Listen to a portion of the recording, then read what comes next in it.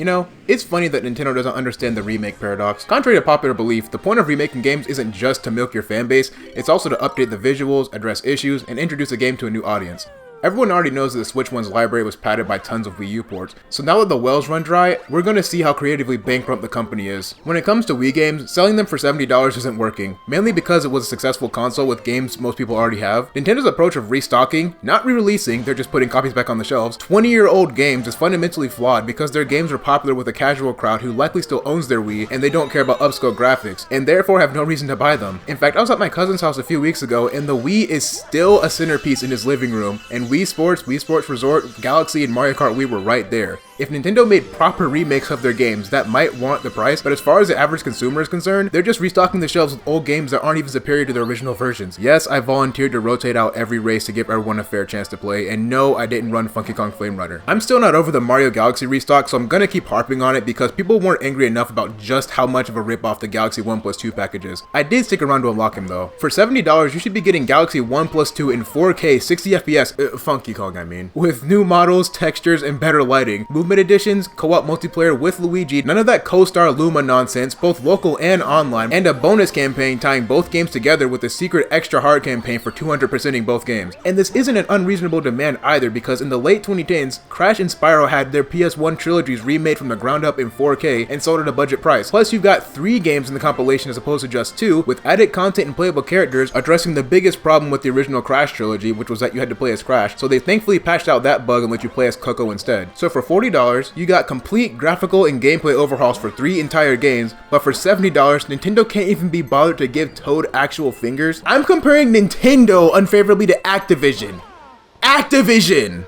Then there's the fact that these restocks are inferior to their originals. The heavier Wii Remote combined with the vibration and speaker feedback actually gave the spin move some much needed oomph that's completely lost in the Switch versions. And the gyro for the star pointer is nowhere close to as snappy as the IR sensor, which basically felt like a laser point. Oh wait, yep, duh, it was a laser pointer, what? Imagine if the Switch releases came with either new Wii Remotes and an IR sensor, or Wii Remote themed Joy-Cons that had a speaker. That's how you get people to double dip, and at that point you might have even gotten my attention. But instead you sell them a handful of PDFs? Judging from the comments I know this video is gonna get, the demographic you're selling to refuses, or more likely doesn't know how, to read. Very fitting that the additions made to the version without an IR sensor are pointless. So all they've done with this re-release strategy is divide their hardcore fanbase and unite the rest of them against the company. And they've been looking pretty washed ever since they ran out of Wii U games. Not to say that the developers are washed, my vitriol is rarely if ever pointed at developers. I've been in their shoes, and yelling at game developers on the ground floors like harassing retail workers, we don't do that here. Now one thing that I don't see many people talk about is the period that came after Iwata and before Furukawa from 2015 to 2018, which had Tatsumi Kimishima at the helm, and while I don't have much to say about him as a CEO, I will say that the games released under his watch are actually pretty good. Furukawa became president in 2018, but games that released in 2018, 2019, and 2020 were already in development before that, so you likely wouldn't see his influence until around 2021. And the difference in quality is staggering. They come out swinging with absolute bangers like Breath of the Wild, Mario Maker 2, Smash Ultimate, Mario and Rabbids, My Guilty Pleasure, Luigi's Mansion 3, Yoshi's Crafted World, and I'll give Super Mario Party slack because it was proof that they were listening to the fans and utilized the Joy-Con's technology very well.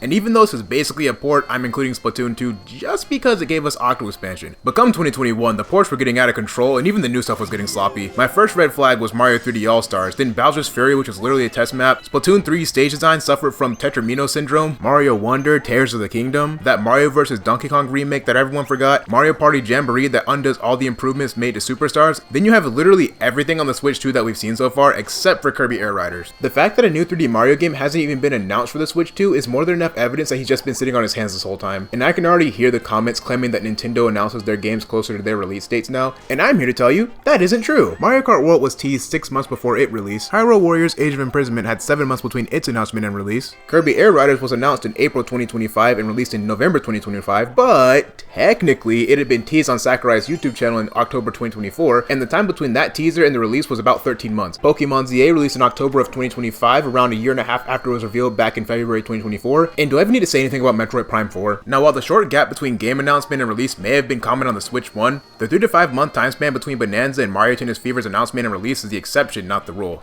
But even though they've had that approach for some releases in the past, that doesn't automatically make it a sound business model. If they were going to announce a new 3D Mario game, they should have done it back in the September Direct, i.e. Mario's 40th anniversary celebration, and the fact that they didn't even have a teaser for that event only strengthens my conviction that Furukawa doesn't know what he's doing. Either that, or he seriously thought that restocking the shelves with 20-year-old ROMs would actually be received well. We've already been through this with 3D All-Stars, and that wasn't acceptable even in lockdown. No, I'm not over the debugging blocks. So I wouldn't be surprised if he steps down within a year or so, because nearly every game that's come out under his leadership has been above average at best and outright bad at worst. The company isn't going to be explosively profitable in this industry much longer with him at the helm. About that new 3D Mario game, if Super Mario Wonder and Bonanza are anything to go by, I can see the game being well received at the time of its release, but 1 or 2 years later, people will turn on the game because they realize it lacks the replayability of Challenge of Older entries, despite defending the game's oversimplicity because the game is quote-unquote made for kids. And this is going to be my most cynical take yet, but I almost want the next 3D Mario game to be bad. Oh wait, we already have that. I wonder what a poorly received 3D Mario game would look like in a post-Switch 1 world. Nintendo's been doing the impossible throughout the Switch 2 generation, and while you could argue that it's not possible because Donkey Kong Bonanza turned out above average, this is the same Nintendo that released a bad Mario Kart game, which at one point was thought impossible. And that sick part of me almost hopes the next 3D Mario game isn't just mediocre, but downright offensive because of how poorly designed it is. Like Metroid Prime 4 levels of bad, learning all the wrong lessons from the past decade of having Odyssey be the only new 3D Mario game. The combination of Nintendo's unwillingness to make a new entry and Odyssey being an affront to the concept of game design taught me that I don't need a new 3D Mario game. It's been too long since the last one, I just don't care anymore. My best guess, if it's not directly tied to Super Mario Galaxy or Mario Maker 3, then it's gonna be some sort of Bowser's Fury type game that takes place in a somewhat developed world instead of the test level they gave us back then. But for this game, instead of having like 3 biomes, it has like 9 biomes with assets from the first world which appear to be themed around only that world, getting reused extremely early on and feeling out of place immediately. I'm expecting the themes to be grass, desert, snow, beach, lava, food theme, outer space, a wacky and quirky world, nostalgia bait, and nostalgia bait again, maybe in the form of a reused map from Odyssey. Please Nintendo, I hope I'm either dead wrong or spot on, no in between.